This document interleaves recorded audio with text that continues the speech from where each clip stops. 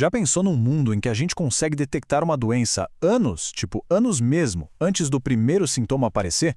Ou sei lá, onde a própria roupa de um soldado consegue farejar um perigo invisível no ar? Pois é, isso pode até parecer coisa de ficção científica, mas não é. É o poder da nanotecnologia. E hoje a gente vai conhecer os detetives mais minúsculos e, olha, talvez os mais poderosos que existem, os nanosensores. E aí que está a grande questão, né? Como é que se detecta um problema que simplesmente não dá para ver? É uma pergunta que leva a gente direto para o nível molecular. Pensa bem, quando o inimigo, seja um vírus, uma toxina na água, é milhares de vezes menor que um fio de cabelo, as ferramentas que a gente tem hoje, as convencionais, não servem para nada. A gente precisa de uma nova classe de guardiões, por assim dizer. Guardiões tão pequenos quanto as ameaças que eles precisam enfrentar. Ok, para a gente entender todo esse poder, primeiro a gente precisa saber, afinal, o que são exatamente esses dispositivos tão pequenos? Bom, a definição técnica é essa aí. Um dispositivo em nanoescala que mede coisas e transforma isso em sinais que a gente consegue analisar. Mas na prática, o que é isso? Basicamente, são sensores microscópicos projetados para identificar e medir substâncias lá no nível das moléculas. A melhor forma de pensar neles é exatamente como detetíveis em nanoescala. Eles estão lá vasculhando a cena do crime molecular, procurando pistas que até agora eram, completamente invisíveis para nós. E é aqui que está o pulo do gato. O grande lance é que eles operam na mesmíssima escala que os processos biológicos naturais. A gente está falando da escala de vírus, de proteínas, de DNA.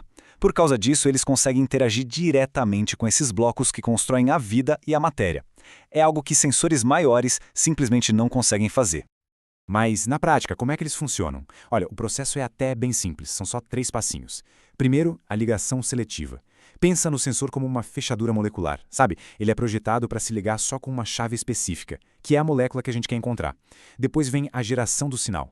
Quando essa chave se encaixa, a conexão dispara um tipo de alarme. Pode ser uma mudança de cor, um pulso elétrico minúsculo e, por fim, o processamento. Esse alarme é traduzido num sinal em dados que a gente consegue ler e entender. Simples assim. Certo. Mas por que todo esse alvoroço em cima deles? O que faz esses sensores tão pequenos terem uma vantagem tão gigante sobre a tecnologia que a gente já usa? Olha, a diferença é gritante. Os sensores tradicionais são mais lentos, menos precisos. É como tentar pegar um peixinho com uma rede de pesca com buracos enormes. Já os nanosensores são o contrário, são como pinças de precisão. Eles dão resultados em tempo real, com uma sensibilidade que é incrível, e tudo isso com um potencial de custo muito, mas muito menor. E o segredo por trás desse superpoder todo é essa tal de alta razão superfície-volume. Parece complicado, mas é simples.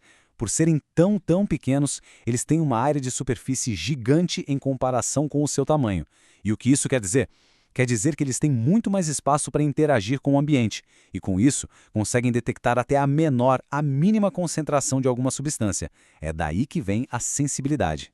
Tá, mas criar algo tão ridiculamente pequeno é um desafio de engenharia e tanto, né?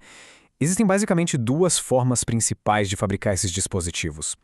O primeiro método é o que a gente chama de top-down, ou de cima para baixo. Para entender, é só imaginar um escultor. Ele pega um bloco gigante de mármore e vai com todo cuidado tirando os pedaços que não precisa até revelar a estátua que está lá dentro.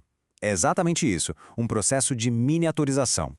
E, claro, as ferramentas para essa escultura minúscula são super sofisticadas. A gente está falando de técnicas como a litografia, que é a mesma tecnologia usada para fazer os circuitos nos chips de computador, ou a corrosão química, que usa ácidos para esculpir o material com uma precisão absurda. Basicamente, são cinzéis de martelos desse mundo nano. A outra abordagem é o completo oposto. É a bottom-up, ou de baixo para cima. Aqui, em vez de esculpir, a ideia é construir.